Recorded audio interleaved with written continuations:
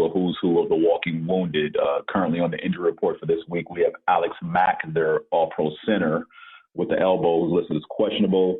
Wes Sweltzer, their guard, has a shoulder injury. He's also questionable. And, if he's available, he would be the center if Mack doesn't play. Tackle Caleb McGarry has a knee injury. And on the defensive line, Grady Jarrett, the defensive tackle, was a limited participant with an elbow injury as well.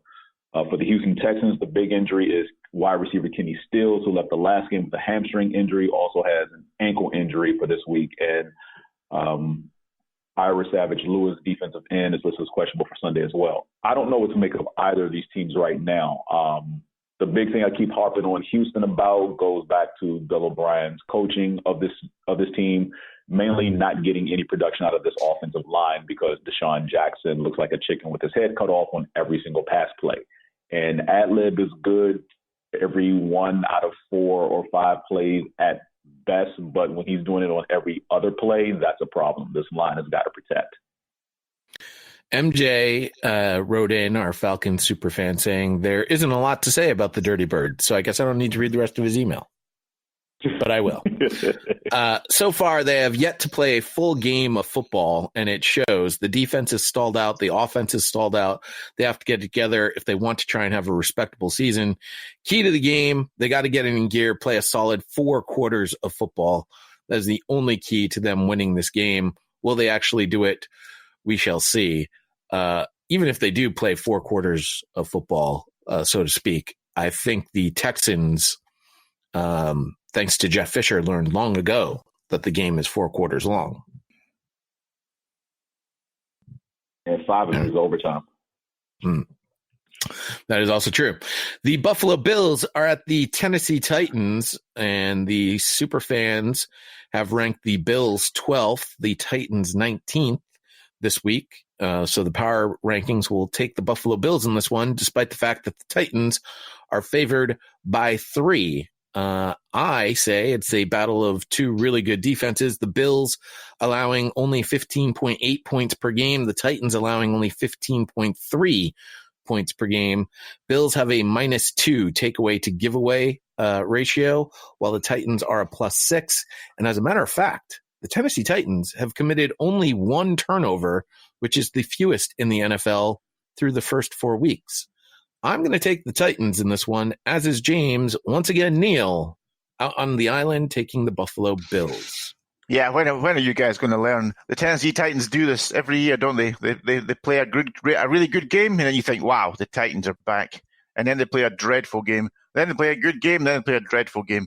I'm not buying the Titans yet. I think Buffalo are just more consistent. A low-scoring game. I think the Bills stop the run very well. And can Mariota beat the Bills? I'm not sure he can. I'd be interested to hear the injury report, though, James, for this game.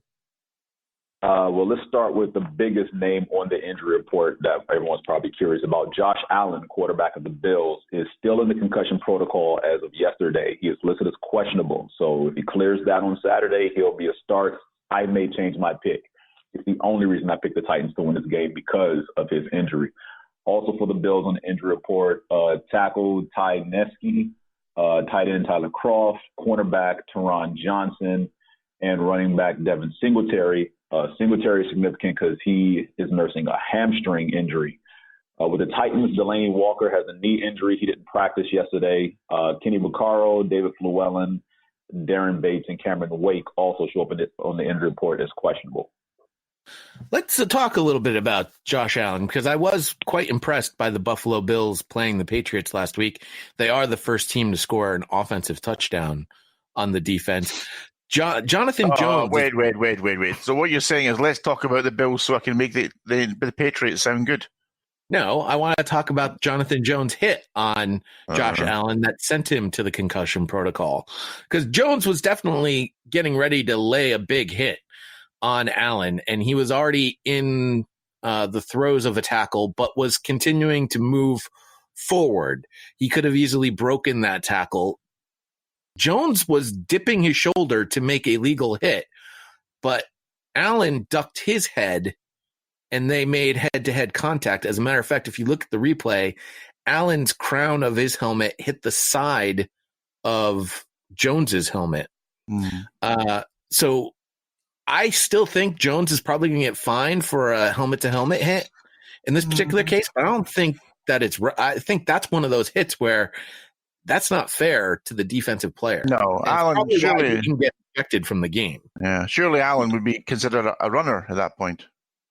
Yes, he was. That would be the other thing.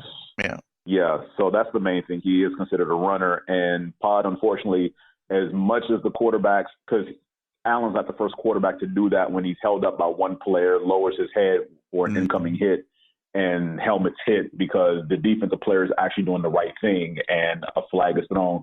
The defensive player almost always gets fined here. So, I mean, I get your gripe, but at least in this regard, as far as your defensive player getting fined, the league has been consistent with that since the rule has been in place. Yeah, it's going to suck for Jonathan Jones, but it will definitely be it's a different hit than what Vontaze Burfict had. And I suppose, who's number 29 on the Raiders? I never did look up his name, but he also made helmet-to-helmet contact on the Vontaze Burfict coming from behind. Yeah. Which I think is worse, honestly, to hit a guy from behind helmet to helmet. Well, Jay, talking about guys who are undisciplined, who take the law into their hands and dish out unnecessary hits. Do I see Monty's joined us? You did. You kind of blew my transition because I was going to be like, oh, timing is perfect, as Monty joins us for our London coverage. But sure, go ahead. We'll bring him in on talking about illegal hits. I mean, the Raiders were known to be dirty for a number of years there, Monty. That is hearsay and conjecture. I'm just sitting in my car on my lunch break listening to some Adele, maybe a little Sarah McLachlan, crying into my cup of coffee. I figured I'd give you fine gentlemen a call. Gosh, he does sound different when he's sober, doesn't he? I didn't say anything about being sober. That's hearsay and conjecture as well. Well, Monty, your team, the Oakland Raiders, will be hosting the Chicago Bears in a game in London. The Raiders have actually moved up in our power rankings to 23rd, despite the fact that I told you the Raiders had a good chance of beating the Indianapolis Colts last week. You're like, why is this a game of the week? Oh, I might have known a thing or two. The Chicago Bears have moved up to 10th in our power rankings. They are favored in this game as road favorites by 5.5 points.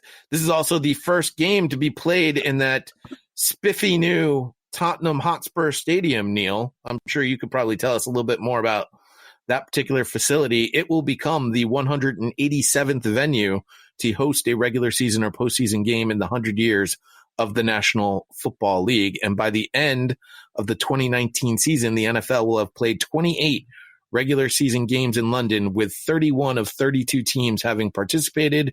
Only the Green Bay Packers have been slackers and not made the trip to England. Why would that be? Is that they because avoided this? Yeah. Well, apparently, because they're owned by shareholders. The shareholders said, no, we will not lose a home game. I have no idea why, to tell you the truth. Yeah, I'm about to say, we went last year. We didn't lose a home game. It was Jacksonville's game. Yeah, I don't know why the Packers haven't made the trip. But Monty, this is part of the Oakland Raiders World Tour, right? You guys are currently in the span of a whole bunch of games away from Oakland.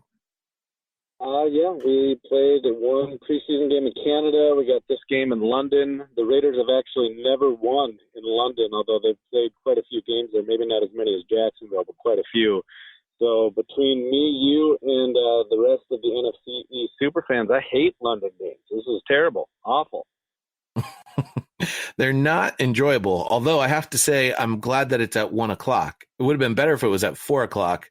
That would have been a 9 o'clock kickoff over there, right, Neil? Sorry, I wasn't listening to you. I'm also not a huge fan of the London games either. So you can take your NFL and keep it over there. Well, you hate London, right? You find London to be a dirty little town. Yeah, it has its bright spots like any other city, but it's nowhere I would be desperate to go to. No. What about that Tottenham Stadium? Is it nice and spiffy? Well, it's brand new, spanking new stadium. It's state of the art and all the rest of it. The one thing is, it's got a very unhappy mood at the moment because Tottenham got humped 7-2 last night or the night before by Bayern Munich in the Champions League. So not happy times. I was going to ask, more sacks by Khalil Mack or more goals by Bayern Munich? Well, I hope the Raiders win. I don't want to see Monty crying come Sunday evening, but I don't know. I mean, Chicago, they're going to be what? Trubisky's not going to play, is he? So we don't know about Roquan Smith, if he's back or not back or what's wrong there. So I think Monty's got a chance there. I think they played really well against Indianapolis last week, which we predicted on this show here that they would win that game. And hey, why not? They're certainly shown a bit of fight this year, which is great. Raiders are a very, very popular team over here. I think primarily, Jay, because of that whole, not going with the flow, sort of a bit aggressive sort of team of the 80s and so 90s, where they went against popular culture and all the rest of it. It was all very attractive to that and to the new black fan. and white matches pretty much everything from the style. we would say silver, but yeah, it's definitely popular. Speaking of injuries, Monty, what's up with my fantasy superstar Terrell Williams? Because I need him. Yeah, he's been kind of hobbled with a foot for the last couple of weeks, but I'm expecting him to play. He's just not going to be at 100%. So your terrible team, you might want to look for some better options, but if you're relying on him, you're probably not going to win very many fantasy games anyway. So I wouldn't be too worried about that. I like that you guys are moving the Raiders up in the power ranks, but let's not give them too much credit for beating up that Indianapolis team. That team had been missing a lot of starters, and the Raiders had a little jet sweep action, took one to the house, and they had a pick six. They definitely tried to make that a Indianapolis win as best they could. But yeah, I think going back to your earlier comment, I think Khalil Mack has more sacks than the Raiders have first downs this weekend. Oh, wow. To follow up on that injury question, Terrell Williams' foot injury, as noted earlier by Monty, did not practice today. Also, J.J. Nelson was limited in practice today with his knee. Colin Farrell didn't practice due to concussion. He's in the protocol. And wide receiver Dwayne Harris did not practice today with an ankle. Other names showing up on the injury report, Richie Incognito and number 29, LaMarcus Joyner is the name of the safety who hit Jack Doyle from behind. For the Bears, which may question your pick of Chicago and starting to worry about mine as well, Akeem Hicks has a knee injury. He did not practice yesterday. Taylor Gabriel is in the concussion protocol. We mentioned Mitchell Trubisky is not going to play due to a separated shoulder. And Kyle Long is on the injury report as well. Chase Daniels did not look great in release of Trubisky against Minnesota, but he did enough to maintain the lead and keep the ball moving up and down the field. I might be a little concerned Sunday. Well, I think this is a game where the Bears' defense is the best players on the field and will ultimately determine who wins this game. Hey, if it's anything like that Monday night game against Arizona several years ago, I'm all for it. I did write a joke that I was going with the Bears. How do you say that in British, Neil? How do I say what? See, it fell flat. Neil's not paying attention to you. It totally fell flat. Just it said it and it didn't hit, and it's like, I felt bad as soon as it came out of my mouth. Knew I should have just skipped it. I'll let Monty tell all the jokes from now on. That should have been a punt. I would quite like to ask Monty, and I'm sure the listeners are desperately keen to know just what's the mood like this year in year two of this 10-year plan of John Gruden and Mike Mayock. How's it going, Monty? What's the atmosphere? What's the mood amongst Raider Nation? Well, in my opinion, I think that everyone's coming with their spears and arrows to come after Derek Carr. They're blaming him for a lot of the offensive shortcomings. I